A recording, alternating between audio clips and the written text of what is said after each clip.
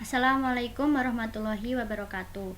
Perkenalkan, nama saya Dini Afriyanti, NIM T 2018-1016 dari kelas PAI A1.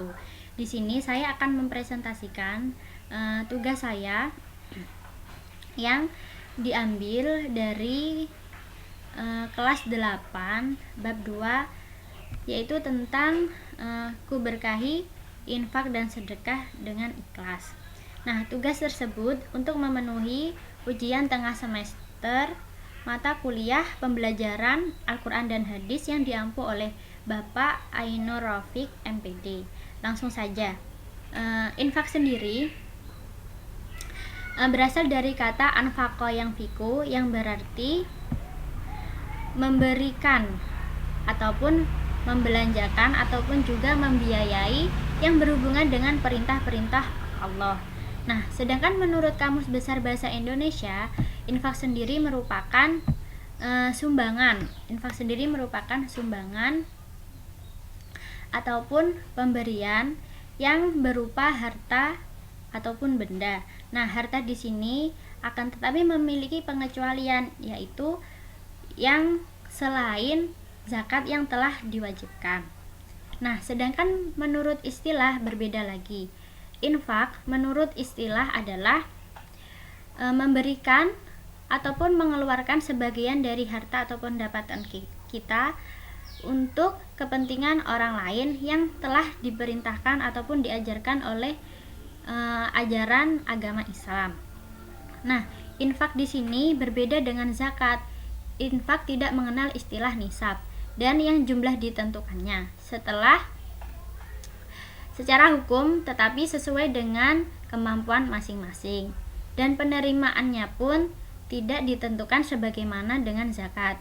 Infak sendiri dapat diberikan kepada mustahik zakat dan selain mustahik zakat, ataupun kerabat, ataupun keluarga, ataupun adik kakak, maupun yang diberikan kepada diri sendiri.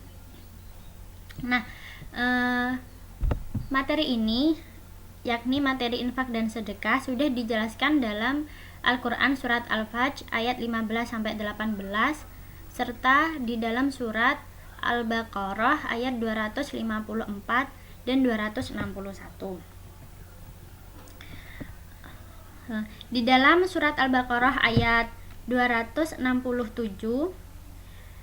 dijelaskan bahwa, hai orang-orang yang beriman, nafkahkanlah di jalan Allah sebagian dari hasil usahamu yang baik-baik dan sebagian dari apa yang kami keluarkan dari bumi untukmu, dan janganlah kamu memilih yang buruk-buruk lalu kamu menafkahkan daripadanya, padahal kamu sendiri tidak mau mengambilnya melainkan dengan memincingkan mata terhadapnya.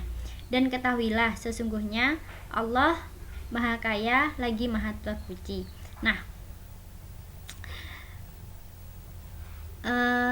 firman Allah Subhanahu wa taala dalam Quran surat Al-Baqarah ayat juz kedua ayat 267 berbunyi sebagai berikut. Bismillahirrahmanirrahim. Ya ayyuhalladzina amanu anfiqu min thayyibati ma kasabattum wa mimma akhrajna lakum minal ardh wala tayammamul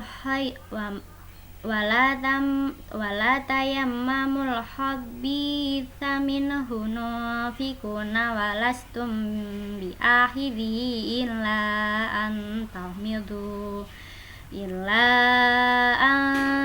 tuhmidu fihi wa'lamu annallaha ghaniyyun hamid.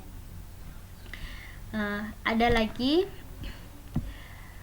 dalam Quran surat Al-Baqarah ayat 2 juz kedua ayat 254, Allah Subhanahu wa taala menyeru orang-orang yang beriman agar menafkahkan hartanya, baik sedekah yang wajib maupun sedekah yang sunnah, dan hendaknya bersegeralah untuk menafkahkan sebagian rezeki yang Allah Subhanahu wa taala karuniakan sebelum datangnya hari kiamat, karena setelah kiamat tiba, maka seseorang tidak dapat menebus dirinya dengan harta apapun.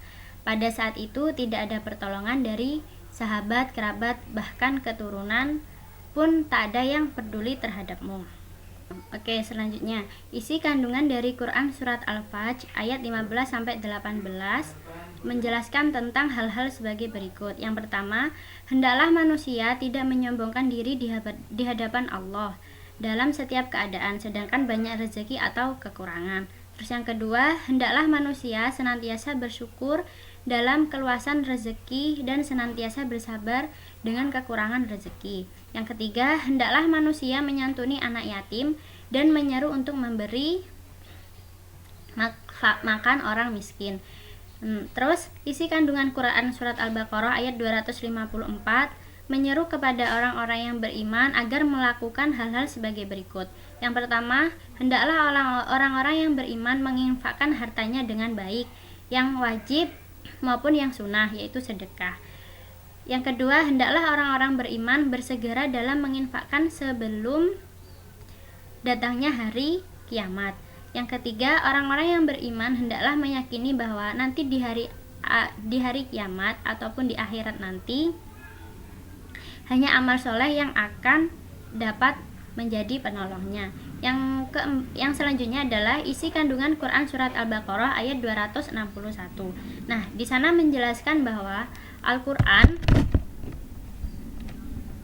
menjelaskan bahwa Allah akan melipat gandakan pahala sampai 700 kali lipat bagi orang-orang yang menginfakkan hartanya di jalan Allah Subhanahu wa taala. Maka Allah Subhanahu wa taala juga akan membalas kebaikan di dunia maupun kebaikan di akhirat. Sekian presentasi dari saya akhiri. Assalamualaikum warahmatullahi wabarakatuh.